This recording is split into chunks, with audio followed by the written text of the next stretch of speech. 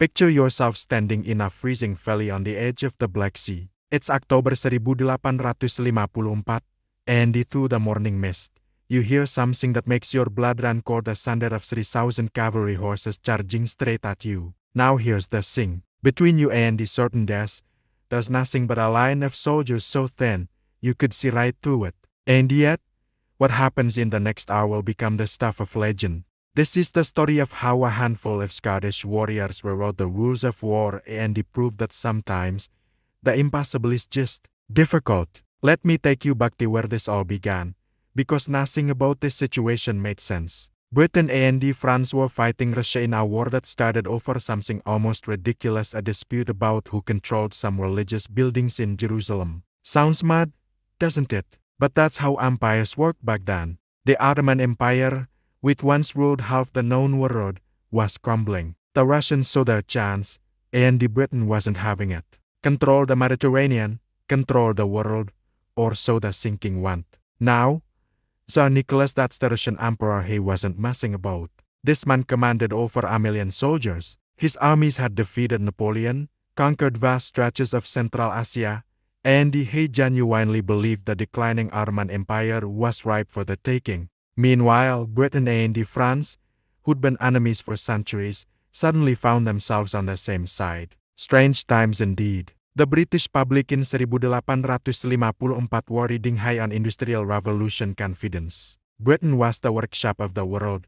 The Royal Navy ruled the waves, and the empire stretched across the globe. But beneath that swagger, there was worry. Were they spreading themselves too thin? Could they really fight Russia thousands of miles from home? These questions hung in the air as British ships set sail for the Crimea. Here's where it gets interesting. The British army that landed in Crimea wasn't exactly well prepared. This was an army stuck in the past, led by old generals who'd literally bought their positions with cash rather than earning them through skill. Yes, you heard that right. Wealthy aristocrats could purchase high command regardless of whether they knew the first thing about warfare. It's like buying a pilot's license without ever flying a plane. Absolute madness. But among these regiments was something special, the 93 RD Sutherland Highlanders. These weren't your typical soldiers. Recruited from the rugged highlands of Scotland, these men brought with them fierce clan loyalty, a warrior tradition stretching back centuries, and the code of honor that side retreat was worse than death.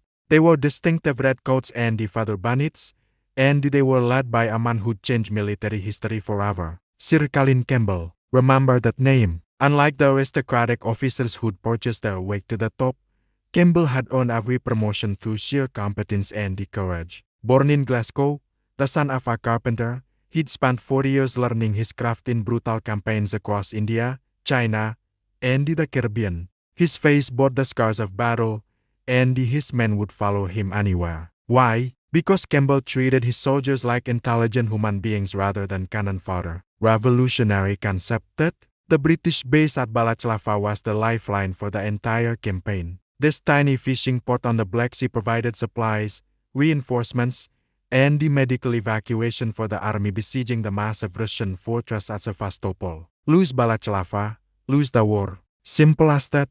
The geography created a natural killing ground, a valley about 2 miles long, surrounded by hills where Russian forces could watch every British movement. Not ideal, to put it mildly. To defend their approaches to Balaclava, the British built a series of earthwork forts along a ridge, manned by their Turkish allies. These positions looked impressive on paper, but in reality, they were undermanned, under-equipped, and vulnerable. The Turkish soldiers were brave enough, but they lacked proper training and modern weapons. It was a disaster waiting to happen. And it did. Dawn broke on October 25, cold and foggy. Russian General Liprandi had assembled over 25,000 men for what he believed would be a decisive strike. His plan was brilliant in its simplicity: overwhelm the Turkish forts, sweep down through the valley, and seize Balaclava. Game over.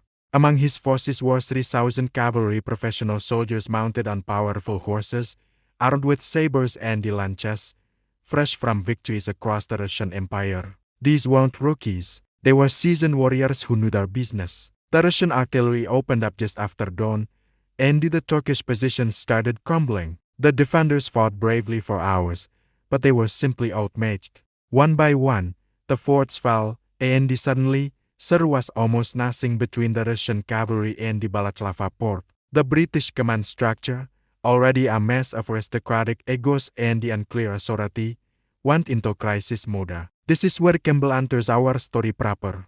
He received orders that must have seemed like a death sentence: take your 93 RD Highlanders, maybe 550 men total, and stop the Russian advance. That's it. No more cavalry support, no more artillery backup, just Scottish infantry against 3,000 charging horsemen. Oh, and if you fail, the entire British campaign collapses. No more pressure, then. Most commanders would have formed squares, the textbook defensive formation against cavalry. Wellington used them at Waterloo to devastating effect. Create a hollow rectangle of soldiers with bayonets pointing outward, and the horses won't charge into it. Standard military doctrine for over a century. But Campbell looked at the terrain and he saw something different.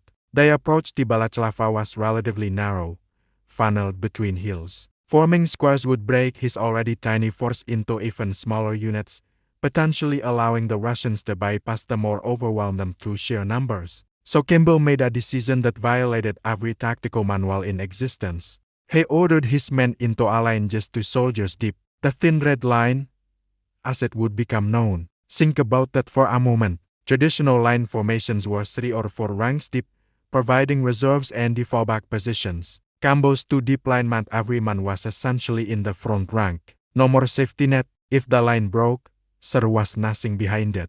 This was either tactical genius or complete madness, and nobody knew which until the Russians charged. Campbell walked among his men as they took their positions, and what he told them has echoed through history.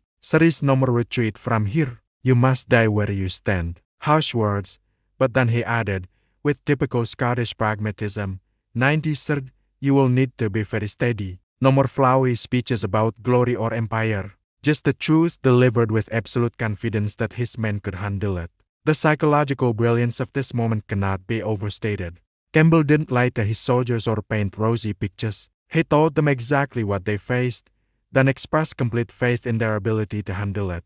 That combination, brutal honesty plus unwavering trust, created a bond stronger than steel. Through the lifting fog, the full horror of their situation became visible. 3,000 Russian cavalry, advancing in perfect formation. The morning light glinted off thousands of lance points and the saber blades.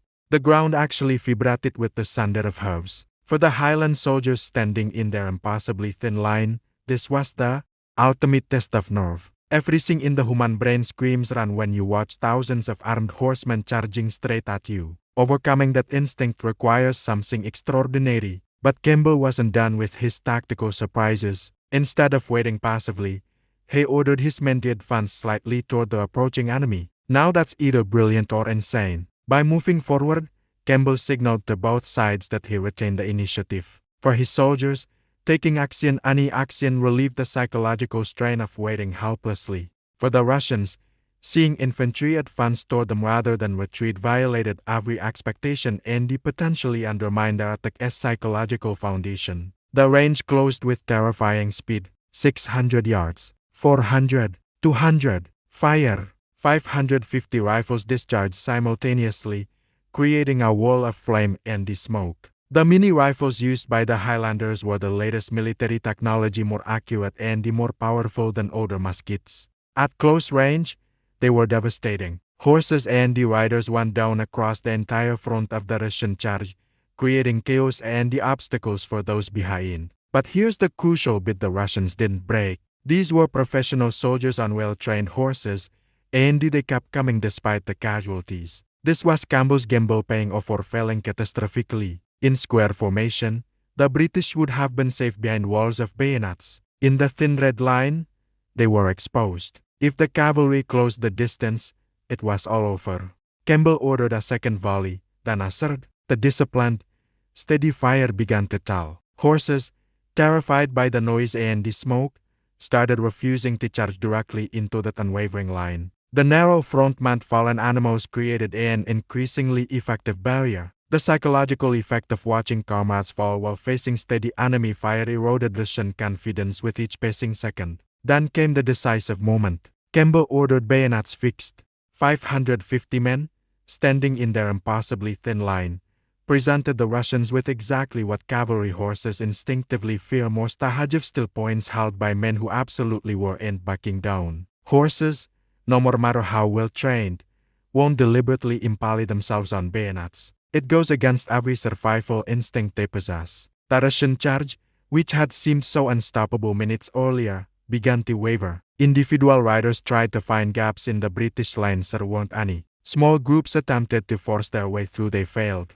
Gradually, then suddenly, the entire cavalry division started withdrawing. First slowly, then faster as British fire continued extracting its toll. The impossible had happened. 550 infantry had stopped 3,000 cavalry through sheer discipline, superior weapons, and the brilliant tactics. The Highland soldiers had stood firm when everything suggested they should have been annihilated, and in doing so, they'd secured Balaclava and saved the British campaign. Word spread like wildfire. War correspondent William Howard Russell of the Times witnessed the action and sent detailed accounts back to Britain. His description of the thin red line tipped with steel captured the public imagination and became one of the most famous phrases in military history. Suddenly, the British public had their heroic narrative to offset the growing awareness of the war's terrible costs. The strategic implications were enormous. Campbell had demonstrated that traditional assumptions about infantry versus cavalry were becoming obsolete.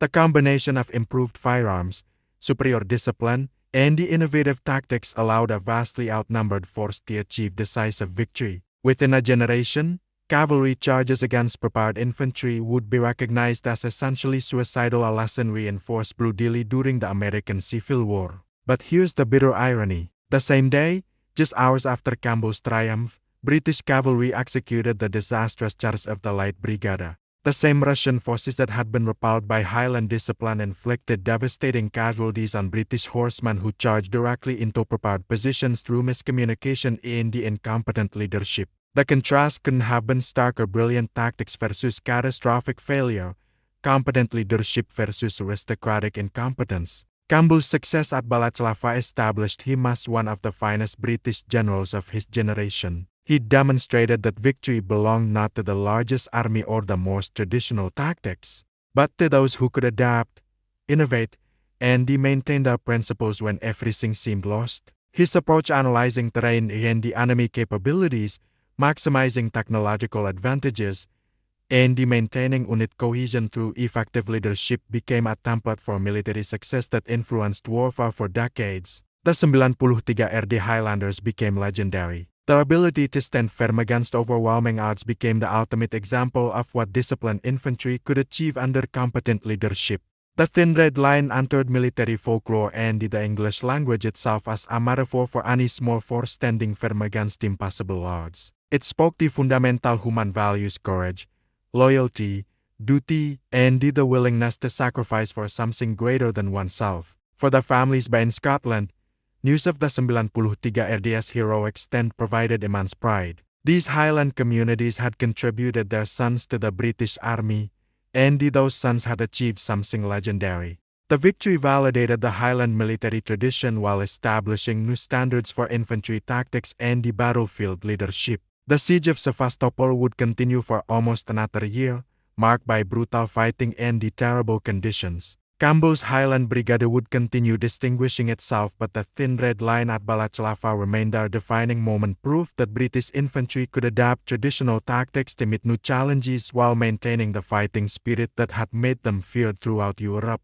Campbell himself would go on to command British forces in India during the 1857 mutiny, where he'd again demonstrate the effectiveness of combining traditional military virtues with innovative tactical thinking. The lessons learned at Balaclava about unit cohesion, technological superiority, and competent leadership would be applied in colonial conflicts throughout the remainder of the 19th century. The story has endured because it represents something universal. It's not just about military tactics or Victorian imperialism. It's about ordinary people achieving extraordinary results when circumstances align with preparation, leadership, and determination. It is about the power of human courage and the importance of innovative thinking in the face of overwhelming challenges. Campbell's decision to deploy his men in line rather than squares, his soldiers' decision to stand firm rather than retreat, And the collective commitment to duty over personal safety created a legend that has inspired people for over 170 years. The ripple effects of those individual choices made under extreme pressure extended far beyond the immediate military situation to influence strategic outcomes, diplomatic relationships, and the cultural developments that shaped 19th century history. So what can we take from this? Perhaps that victory often belongs not to those with the greatest resources, but to those who can adapt, endure, and maintain their principles when everything seems lost. That competent leadership combined with courage and the discipline can overcome apparently insurmountable obstacles. That sometimes, the impossible is just difficult when attempted by the right people with the right mindset. The thin red line at Balaclava stands as testament to what humans can achieve when properly led and supported. 550 men stood between disaster and the survival, and they chose to stand firm. They wrote the rules of warfare, saved a campaign, and created a moment that continues to resonate across time and the cultures. That's the story of how Scottish warriors proved that courage, properly directed and supported, can overcome any obstacle. If you found this tale as gripping as I did telling it, make sure you're following along for more incredible moments from history that shaped our world. And let me know what other legendary stands or unlikely victories should we explore. Because history is full of moments when ordinary people did extraordinary things, and those stories deserve to be told. Until next time, remember when people stand firm for something greater than themselves, they can achieve the impossible.